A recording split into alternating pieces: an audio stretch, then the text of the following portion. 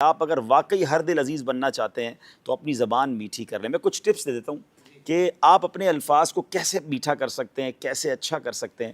تو سب سے پہلی بات تو یہ ہے کہ پیارے آقا علیہ الصلوۃ والسلام کی سنت مبارکہ ہے کہ نبی پاک بی بی عائشہ صدیقہ رضی اللہ تعالیٰ عنہا فرماتی ہے کہ جس طرح تم تیز تیز گفتگو کرتے ہو, نبی پاک ایسے نہیں کرتے تھے, چلا چلا کر بات نہیں کرتے تھے, تو ٹھہر ٹھہر کر بات کرتے. بلکہ صحابہ فرماتے کہ پیارے آقا علیہ الصلوۃ والسلام جب گفتگو فرماتے نا تو کوئی اگر گننا چاہتا نا, الفاظ کاؤنٹ کرنا چاہتا تو وہ کاؤنٹ کر لیتا.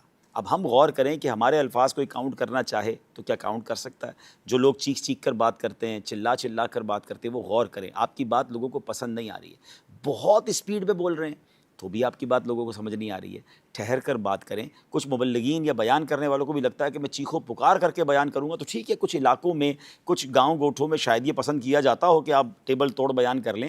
لیکن اگر انٹرنیشنلی آپ بیان کرنا چاہتے ہیں, آپ چاہتے ہیں کہ پوری دنیا میں آپ کو سنا جائے, پڑھا لکھا طبقہ بھی آپ کو سنے, تو آپ کو ٹھہر کر سنجیدہ انداز میں, محبت بھرے انداز میں, ڈھانٹ ڈپٹ کر کے نہیں, پیار محبت سے سمجھانا ہوگا. اس کا بہت آسان طریقہ ہے چیک کرنے کا کہ آج پوری دنیا میں جن اسپیکرز کو زیادہ سنا جا رہا ہے, آپ غور کر لیں کہ ان کے چیخنے کا انداز ہے یا وہ ٹھہر ٹھہر کر اور ایک ایک بات کو واضح کر کے بول رہے ہوتے ہیں. پھر تلفظ ٹھیک کریں اپنی گفتگو کے. بعض اوقات آپ بول تو رہے ہوتے ہیں مگر سامنے والے کو سمجھ نہیں آ رہا ہوتا کہ اردو بول رہا ہے, پنجابی بول رہا ہے, سندھی بول رہا ہے. ایک ہی زبان میں 4-5 زبانیں چل رہی ہوتی ہیں. اگر اردو بول رہے ہیں تو پراپر اردو بولیں, پنجابی بول رہے ہیں تو پھر پراپر پنجابی بولیں, جو بھی زبان بول رہے ہیں, انگلش بول رہے ہیں, تاکہ آپ کی تلفظ درست ہوں گے تو سامنے والا تلفظ کی غلطیاں ڈھونڈنے کی بجائے آپ کی بات پر توجہ کرے گا. تو اپنی گفتگو کو بہتر ضرور کیا جا سکتا ہے. ایک پرابلم یہ کہ جب کسی کو کہیں نا کہ یار آپ کا انداز ٹھیک نہیں ہے یا آپ چیخ کر بات کرتے ہیں, یعنی کچھ لوگوں کی ایسی عادت ہے.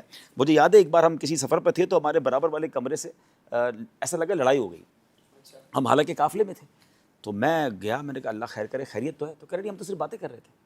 یعنی وہ باتیں ایسے کر رہے تھے جیسے لڑائی ہو گئی ہے. تو یہ کچھ لوگوں کا ایک پرابلم ہے. یہ پرابلم ناظرین ذرا سمجھیے گا کہ کچھ لوگ اپنے آپ کو اپنے مزاج کے حوالے کر دیتے ہیں کہ یار میں تو ہوں ہی ایسا, میرا اسٹائل ہی ایسا ہے, میری گفتگو ہی ایسی ہے, برا لگتا ہے تو برا لگے, میں ٹھیک نہیں کر سکتا, میں غصے والا ہوں. اپنی جن جن برائیوں کے حوالے آپ اپنے آپ کو کرتے جا رہے ہیں نا, یہ نہ کیجیے. کیونکہ یاد رکھیے یہ عادت ہے جو کہ بدل سکتی ہے. رنگ اور قد نہیں بدلا جا سکتا. کوئی افریقن کہے میں گورا ہو جاؤں, گورا کہے میں افریقن جیسا کالا ہو جاؤں, یہ نہیں ہو سکتا. قد آپ کا قدرتی ہے مگر مزاج بدلا جا سکتا ہے. کوشش کریں گے تو کہتے ہیں نا العلم بالتعلم الحلم بالتحلم. آپ سیکھیں گے تو علم مل جائے گا, حلم اپنائیں گے تو حلم آ جائے گا. نرمی اپنانا شروع کریں, اس کے لیے تھوڑی سی پریکٹس کریں. اپنی بات کو ریکارڈ کر لیں, آپ اپنے بیان کو ریکارڈ کر لیں, آپ اپنی گفتگو کو خود موبائل میں ریکارڈ کر کے بعد میں سنیں. یقین کریں آپ کو اتنی بعض اوقات شرمندگی ہوگی کہ یار میں ایسے بات کرتا ہوں.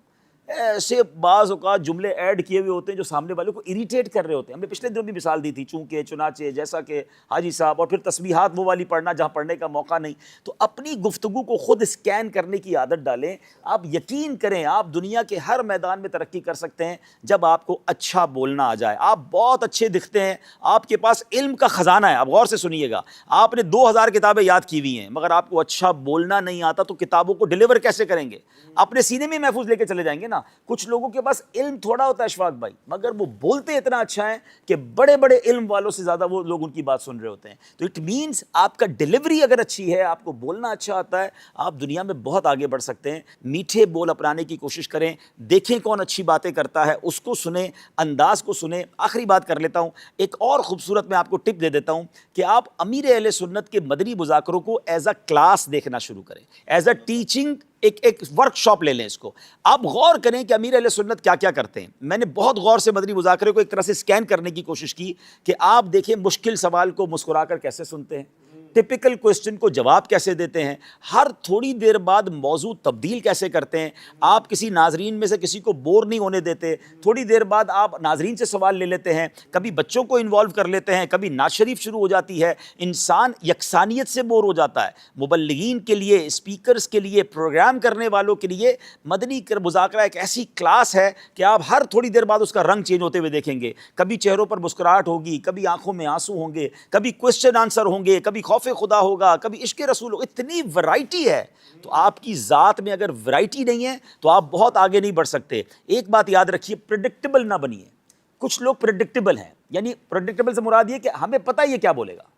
جس دن آپ کے بارے میں یہ ہو گیا نا کہ جب بھی راشد بھائی بات کریں گے یہی والی بات کریں گے, تو آپ کو لوگ سننا چھوڑ دیں گے کہ یار ان کا تو ایک ہی ٹاپک ہے, ایک ہی انداز ہے. آپ کے اندر اتنا کچھ ہو کہ جب آپ بیان کریں, آپ کسی سے مشورہ کریں, آپ گفتگو کریں, بھائی یار کوئی نئی بات لے کر آئیں گے, یہ ماشاءاللہ ان کا مطالعہ اتنا اچھا ہے کہ آج یہ کسی نئے موضوع پہ بات کریں گے. تو جتنا انپریڈکٹیبل رہیں گے آپ، جتنی آپ کے اندر ماشاءاللہ مطالعہ ہوگا، آپ اپنی گفتگو میں تنوع لائیں گے، ورائٹی لائیں گے، انشاءاللہ لوگ آپ کو سنتے چلے جائیں گے.